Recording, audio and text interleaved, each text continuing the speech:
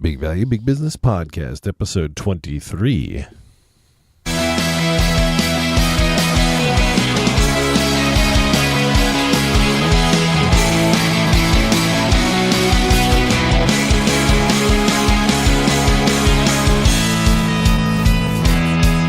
Welcome to the Big Value, Big Business Podcast with James Lynch, where we talk with today's most successful marketing minds about getting the right message in front of the right people and getting the right people to become your customers for life. And now, your host, James Lynch. All right, welcome back, my friends, to yet another edition of the Big Value, Big Business Podcast. I am your host, James Lynch. I am really big time super excited about my very special guest today. His name is Jeff Rohrs. Jeff is the VP of Marketing Insights at exacttarget.com. He is also a global keynote speaker, an author, and his latest groundbreaking marketing book is called Audience: Marketing in the Age of Subscribers, Fans, and Followers. Also, a little bit more about Jeff. He is a recovering attorney, a bacon lover, and a Diet Coke addict. It's a great pleasure to have Jeff with us today. Hello, Jeff Rohrs. How are you today, sir? I'm doing well. And yourself? I'm doing fantastic. I'm so glad you could come on the show. Thanks for having me. You're very welcome. I love that little tagline. Diet Coke, I'm there. Bacon lover, I'm there. I never passed the bar. So two out of three, my friend. Well, passing the bar was probably one of the more expensive times I went into a bar ever. So, well, I was going to say, that I haven't found many bars that I have been able to pass. Exactly. As the old joke goes. Yeah. Awesome.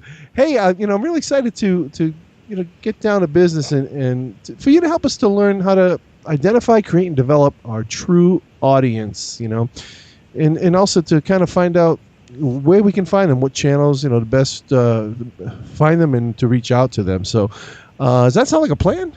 Sounds like a plan to me. Cool. Can we get just a little history about you, sir? To maybe find out where you came from, where you got your start, and tell us just a little bit about the journey that brought you here to where you are today.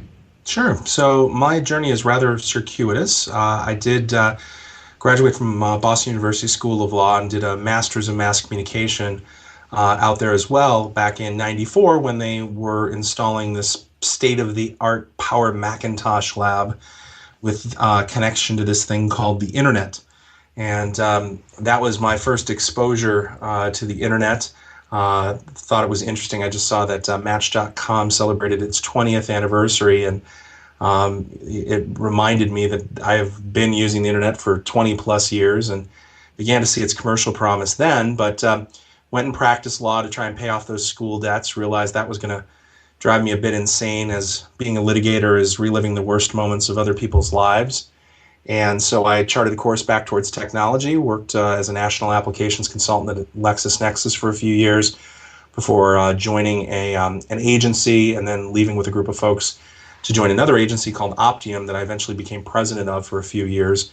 And that's where I helped forged our partnership with ExactTarget, which at the time, this would have been now 12 years ago, was a startup ESP, email service provider. And we collaborated on a number of new business relationships. I helped manage the accounts for Sherwin-Williams and National City Bank back at the time. And after a while of working with them and our team won Partner of the Year from ExactTarget one year, I was approached by the CEO who asked if I'd ever consider joining. And after about a year of conversation, I joined ExactTarget in May of 2007, running agency programs and also having a foot in the marketing world. And then after about a year, I just jumped over to marketing full time, and I've been heading up our marketing insights and really kind of speaking and writing about marketing trends that I was seeing. And at various points in my career, I've run our digital interactive team, had a hand in events, especially programming around our Connections user conference, and built our content marketing team. And now, with the book just having come out, the last 5 months of my life have been in service to that, speaking around the globe on themes of audience development. That is awesome, and what a story! What a yeah, quite the journey, I would say. Long and winding. Yeah, no, it's awesome. What made you? How did you tip towards marketing? How did that happen in your head? Like, what went on? Well, I'd always I'd had a communications undergraduate degree. I had been a disc jockey on a commercial radio station during college and produced a music video show. So I'd done a lot of stuff around media. Interestingly enough, had never taken a marketing class, never even taken a business class in college. And so as my career progressed, I realized that, really the biggest challenges I was seeing in business were often a matter of poor communication. And when you look at, where kind of communication sits with the consumer, that sits in marketing and customer service. And so I, wanted very much to kind of chart a course that way. That's a lot of what I did at LexisNexis, was an interesting sales and education and service kind of role. And I found myself called upon to unveil and kind of do the presentation around the migration of their Shepherd site checking product to the web. So we would call it moving to the cloud today, but when shepherds.com was released, I was tapped to go out and speak to VIP audiences about that. And so some light bulbs began to click for me. And sure enough, while I was at Lexis, I also began working on some competitive materials because our marketing team at the time was very slow to get some of them out into the marketplace. So I created my own. And lo and behold, those ended up getting picked up by marketing, shined up a bit, and then used internationally. So all of that experience at Lexis led me to realize, my communications experience and desire to kind of clarify and, help people better understand what opportunities and challenges are in front of them was really something that fit very well into the marketing realm. And it just so happens that somebody who had hired me into the law firm had become general manager of really one of the top digital marketing firms in our area around 1998, 99. And he gave me my first chance at managing projects, and rest is history. Wow. And then at some point in time, probably not too long ago, you decided to focus in on the audience and the types of audiences. That's unique. And I was reading just a little blurb, and it's kind of like you're focusing on the flip side of content marketing, which is all the craze now. You've got to have content. We talked about our friend Joe Pulizzi, and he is the godfather of content marketing. And so you decided to take a dive into the audience portion, marketing in the age of subscribers, fans, and Can we just dive right into the book, because I'm really interested in these archetypes of audiences, the seekers, the amplifiers, and the joiners. Could you just run those down a little bit, and just for my audience, for them to understand, how you break them out? Sure. Well, maybe the place to start is just, what do I mean by audience? Because in a fundamental sense, marketing doesn't happen without an audience. It's just a question of where the audience comes from. And traditionally, we have been very used to buying eyeballs or attention, right? And the audience comes from third parties who aggregate it in the form of the media. So you have a television audience and you buy 30 seconds of their attention in the form of advertising. And that money goes right to the network. And the network basically is monetizing the audience. They have turned the audience into an asset that they can sell back to advertisers. That model is never going to change. In fact, Facebook's entire valuation is based on it. Twitter's valuation is based on it. They're based on trying to capture interest and convert it into a monetizable bit of saleable inventory that an advertiser wants to buy. And that model is fine and dandy. However, what the internet and mobility and social have brought to us is the ability to drive and build and grow and engage direct audiences. Email marketing was the first place that businesses began to understand that and acknowledge that, and they began to build databases and began to tout the promise of one-to-one marketing. And then Facebook comes along, and you can actually build your fan base in Facebook, and then Twitter, and you can build your followers, and you can do that in Instagram. You can build subscribers on YouTube, etc. All these direct audiences. But what I discovered in kind of my global travels and having the honor of speaking at Joe's content marketing world over the years is that there's a fundamental disconnect. And that is that companies are putting like 99% of their effort into content creation and only 1% of their effort into audience development or curation. And that seems out of whack for me, because any content marketer or marketer worth their salt should want their next piece of content or their next big announcement to get in front of more people. And today, if you're going to do that, you can certainly pay for it. You know, advertise or media companies are more than willing to take your money. And if you have, bottomless pockets, you can go and you can buy, every single spot tonight on prime time. You can buy all the wrap around banner ads. You can do whatever you want in that regard. However, nobody has, the bottomless pocket. So my whole thesis is around the idea that it is now responsible of marketing to build proprietary audiences that your brand and your brand alone can reach. They are permission-based. They've given you permission to speak to them through certain channels. And I believe it's going to become imperative that this gets professionalized, that just as you have content marketing professionals, we need audience development professionals in our marketing organizations. And the reason we do that comes back to your initial question around the types of audiences: seekers, amplifiers, and joiners. Because the audiences are not monolithic. They change because they change around whatever their needs are at the time. So a seeker is a momentary audience, and they are defined by the fact they are looking for information or entertainment. And when they find that information or entertainment, they're gone, right? They're either sitting there watching their television show, they're not going to change the channel, or they found a little bit of information on Google, and now it served their need, and they're off writing a paper or doing whatever else they want to do. So for a brand, that audience is temporal. The way you reach them is through content, so content marketing, search engine optimization, paid advertising. But you're trying to capture initial interest, fleeting interest, and convert it into some sort of deeper relationship. That then gets into the next two types of audiences. Amplifiers are people who will take your information and then amplify it out to their audience. They are audiences with audiences. And this is one of the fundamental changes that we've had in the last 20 years. Is it used to be you'd send a message through a channel to an audience, period, end of story. Now, when it reaches that audience, everybody in that audience is connected with people on Facebook or Twitter or email or even just word of mouth. And they will make the decision if they take that message or some portion of it and then amplify it out. That's kind of the viral effect that we all aspire to. That's kind of a holy grail. It's the influencer, right? The influencer or the brand ambassador? Influencer is a type of amplifier. Okay. Influencer Right. usually is somebody who has built a certain amount of credibility, recognition, prestige in their career, and so they have more influence over their audience than just say someone who has friends and family on Facebook. So there are all sorts of different types of amplifiers out there. Journalists are amplifiers, analysts in the space, Forrester, Gartner, etc. So you look at the amplifier; they too are a momentary audience. I don't have the ability to push a button and make somebody amplify.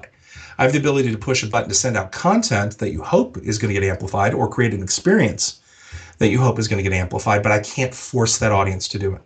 And they do this amplification out of a sense of wanting access, wanting some information that the brand doesn't share with just everybody. But more importantly, there's a little bit of ego there, right? They want some prestige from it. They want to curate information to their audience so that their audience grows. And you're playing into your best amplification plays a little bit into that ego. So you've got these seekers, you've got these amplifiers, temporary audiences.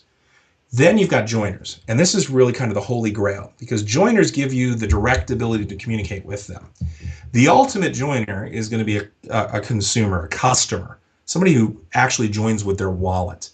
And through all my remarks, the one thing that I always like to make clear is I understand the primary objective of marketing is to make the sale, right? We have to, feed mouths if we're going to stay in business.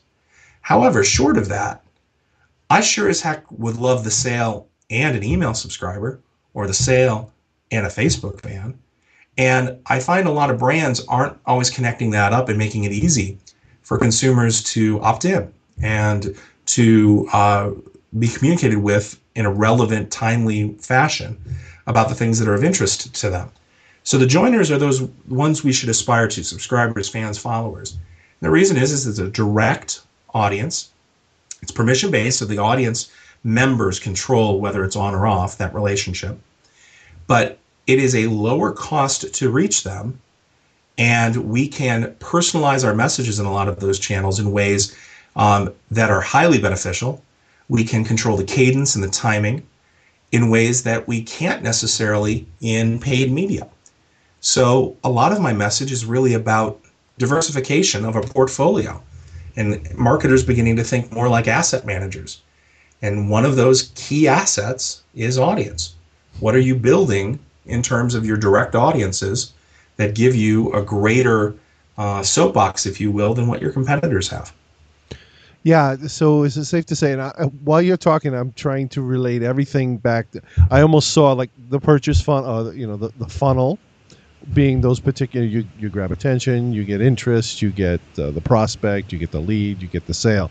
Almost taking the same graduation towards the Holy Grail, if you would. And how if you were to, my audience of entrepreneurs, coaches, consultants, wanting to do business with folks online, boiling it down to how they could best put their best foot forward in capturing, or actually recognizing first, and knowing who their audience is, and then capturing them. What would be your first guess to, or your advice, I should say, to for these guys to start? Well, first and foremost is think like your target consumer. I see this mistake all the time where people market to people like themselves because they think that the audience they're trying to reach is just like them. And that inevitably leads to all sorts of, kind of mistaken identity and some bad investments, because most, especially as the brand gets larger, most consumers are just simply not exactly like you. They might use different devices, they might use different channels. So you want to know, where does your target market live online, on what devices, in what channels. Then you can begin to find what audiences are most important for you. 9 times out of 10, if not even more than that, one of the most important audiences you can build is going to be an email audience. And as weathered and old school as the email channel is, it is still the workhorse and kind of the top performer for marketers across the full spectrum of industries. It is the revenue driver for retail. It is the thing that gets butts and seats in theaters. It is this connective tissue that everybody, including the social networks themselves, rely on, because the email inbox has become a place that everybody checks, and that has been reinforced in the mobile era by the smartphone. The email, it used to be that the email icon was one of just 5 or 10 that was a default installed app on all smartphones. Now it's a little bit broader than that, but email continues to be kind of that bell ringing that is conditioned us like a Pavlovian dog to go and check it on a regular basis. So when you can get the email address, now you're starting to form the foundation of a very strong CRM opportunity. And one of the things that, as I was writing the book and was thinking a lot about, because in the midst of writing the book, the company I work for, ExactTarget, was acquired by Salesforce. And it really got me thinking about CRM. And CRM, you used to think about in just a B2B kind of fashion. Now what I'm seeing is that all companies, and B2C, is probably where it's the hottest, are thinking about truly what that means: customer relationship management. And what do we have to build that around? Well, we have to build it around some sort of, channel that we can communicate to those folks through. And email becomes that foundational channel. And then you layer in additional social channels or text messaging or, YouTube subscriptions or other things over time that deepen the relationship. And the more touches you get, the deeper the relationship, the greater share of wallet in theory. And so thinking about your audience, the folks who are listening right now, identify where your consumers live, and don't feel like you have to boil the ocean and that you have to use every single channel out there. Focus on the ones that have the highest return for you, allow you to speak directly, honoring permission, honoring the cadence that the consumer wants, and giving them relevant information. That could be email, that could be text for you. like if you're an event-driven type of entity, text messaging often can be great because it's something that people are willing to opt into in, kind of short-term situations. So, think of like a 2-day festival, right? Text messaging is the best way to communicate with everybody, quite possibly, because, you're still going to have half the attendees not be on smartphones. So, text is the thing that cuts across smartphone and the old dumb phone, if you will. So you begin to think like your audience. Now you can begin to understand, okay, the channels and the devices and where I need to build them. Yeah, that's great. So I took a note because, again, I got to go back to the old school marketing, and the money is still in the list. Is that safe to say? Well, I always kind of I always avoid using the word list. I make a relationship. Yeah, and that's a good conversation point because, right. It was interesting coming of age during the first wave of the internet, because the direct mail folks, and I just wrote a piece for Forbes on this.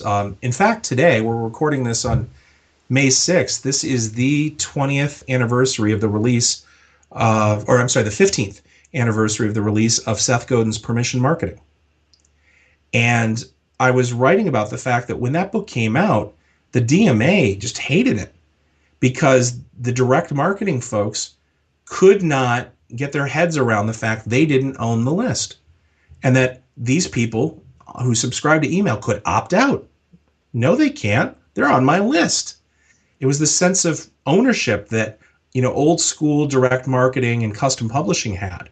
Now, 15 years on, it's really fascinating. The concepts in permission marketing are the things that drive not just email, but also Twitter and Facebook. And I mean, does anybody think they own their fans on Facebook or they own their followers? Those are individual decisions whether to opt in, opt out, unsubscribe, unfan, unfollow all the time. So I think putting it in terms of relationships and understanding the intent of the subscriber versus the fan versus the follower. Why do they subscribe or like you or follow you through those specific channels? It indicates different levels of permission, different levels of intent that you need to honor, and not treat all those channels like the same thing. And that may sound like a bad thing. It may sound like it complicates matters, but it actually frees you up to use the channels for some of their highest value. Like Facebook is still a wonderful place for really engaged brands to stir the pot around product development, product feedback, global or geographic expansion. And Twitter remains a great amplification source and a great source for, kind of breaking news to spread. So, it's interesting. I'd forgotten because I'd written the article about a week and a half ago that today was the day, but fortuitous that we're taping this on the 15th anniversary. Yeah, that's awesome. I love Seth Godin. And I think you do too. I see you make reference to him, Harvey Keitel and Jack Black. You got it. That's my DNA mix there. I love it. Yeah, and you touched on something as well. Well, it struck with me about email being like the core or the hub. Obviously, we can reach our folks, and our folks are hanging out other places. But I think it behooves us too, because we don't own the other channels or the other the Facebooks or the Twitters. We don't. It's not our proprietary or our. You're built on their sand. Right, exactly. And and Facebook, Facebook brands that are active on Facebook have learned that quite a bit recently because of the changes in the newsfeed algorithm and what gets distributed and shared. Yeah. That didn't come as any surprise to myself or a lot of other folks who've been following, social media for a while, because Facebook's got to monetize. They've got shareholders they have to answer to. But that also points to kind of the whole diversification strategy that I talk about in the book, is that, you don't want to put all your eggs in one basket. You want to diversify. This was a lesson that the search engine marketers learned years ago when Google started tweaking their algorithm and wiped out entire industries. So my book audience is really a message of, diversifying the available audiences for your brand. You're always going to be able to go out and buy attention in the form of paid media and paid advertising. But the predicament you have there is you're dependent on, the market state to define the price. So if your competitors, if everybody wants to buy inventory at the same time, the price is going to spike, which means you're going to get less return for that purchase. So if you begin to think of your direct audiences as assets, just as you would, pay for advertising, you begin to talk in the language of your C-suite, and they can begin to understand, marketing isn't always a cost center. It's an asset generator. It can help us, drive direct audiences and reduce our dependency on paid media, not so that we get out of it entirely, but so that our spend is much more pinpointed and productive. Yeah, you're able to sell it upstairs. Yep. Absolutely. Which is, as you well know, that's a big part of the battle. It can make a ton of sense to the folks on the front lines, but if you can't sell it internally, you've got a big problem in your hands. Yeah, I work my day job as an agency, so I totally hear you. I totally hear you. Yeah. Awesome. So tell me, what's going on with you now with the book? Are you still touring around? I've seen you internationally. Things kind of calmed down. What's the next steps for you, Jeff? Well, I did about 100,000 miles in the air through middle of April. Of course, came home for what I thought would be a nice restful 4-week period and immediately got sick, which is, I think, what you do when you travel that much. I'm now on kind of the recovery of that, and I'm heading back out on the road, going to be speaking at a client event, pardon me, next week, and then speaking at the Atlanta AMA, Social Media Arizona is going to be a fun one at the end of May.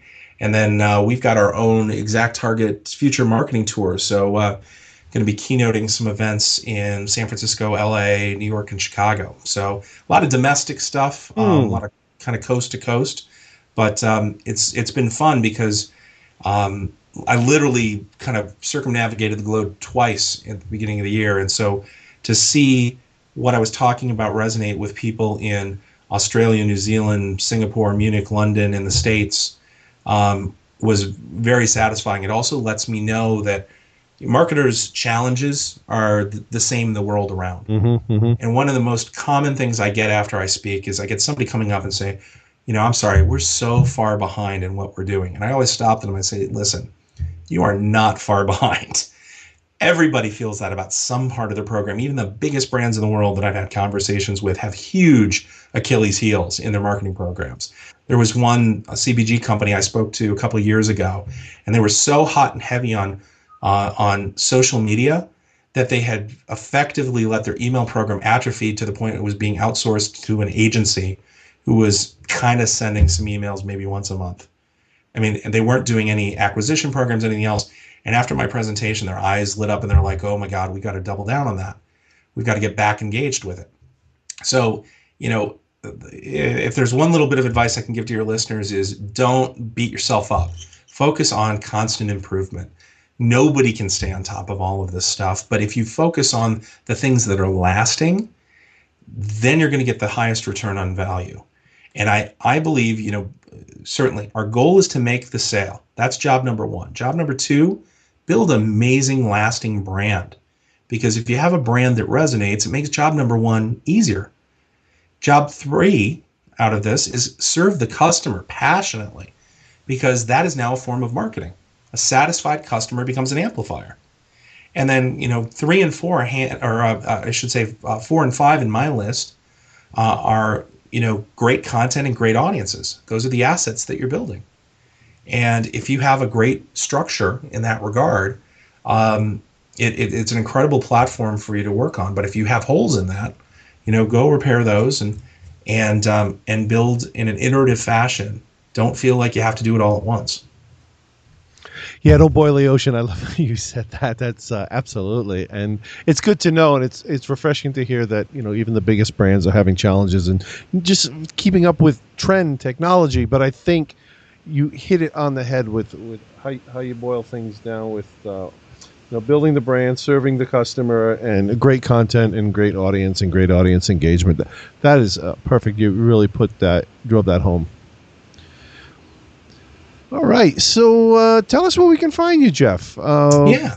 Give us your contact, your Twitter, your website. Sure. Yeah. Folks want to reach out to me on Twitter. I'm at JK JKROHRS. Made that a very tough Germanic spelling for all of you. And for the book, audiencepro.com is the website for the book. It's available on Amazon, Barnes & Noble, and finer booksellers everywhere online. Nice. Well, listen, Jeff, you've been a gentleman, and I appreciate all the information you brought to us. It's been a pleasure talking to you today. Likewise. Thank you very much. You're very welcome, sir. We'll talk to you again real soon. All right. Have a great one. You too. Take care now. All right. I hope you enjoyed our chat today with Jeff Rohrs. Please visit Jeff at audiencepro.com. You can find the show notes and the highlights of this interview at bigvaluebigbusiness.com/episode 23. Or just go to bigvaluebigbusiness.com and type Jeff, that's JEFF, into the search box for easy access. Hey, and while you're on the site, I would be extremely honored if you would sign up to become part of the Big Value Big Business family. You will receive via email weekly updates and highlights on every new podcast episode that I launch. And you can decide if you want to download each new episode at that time and have a listen. Also, when you do sign up at bigvaluebigbusiness.com, you will also get a really cool free gift. I put together an awesome online toolbox that has a ton of free internet tools and resources to help you build and grow your online business. So head on over to bigvaluebigbusiness.com and sign up right at the top of the website. And also, did you know you can also listen to the show on iTunes? If you listen to, if you're on iTunes, you're on an iPod or an iPhone, it would be awesome if you would subscribe to the show on iTunes. And if you're inclined, and if you don't mind, leave a review right there on iTunes because it's very much appreciated and it really helps us get the show out in front of more people out on iTunes. So please subscribe and leave a review if you would. And lastly, as always, I really hope we brought some big value into your day today. You take care, and I'll be talking to you real soon. Thanks for listening to the Big Value Big Business Podcast at www.bigvaluebigbusiness.com.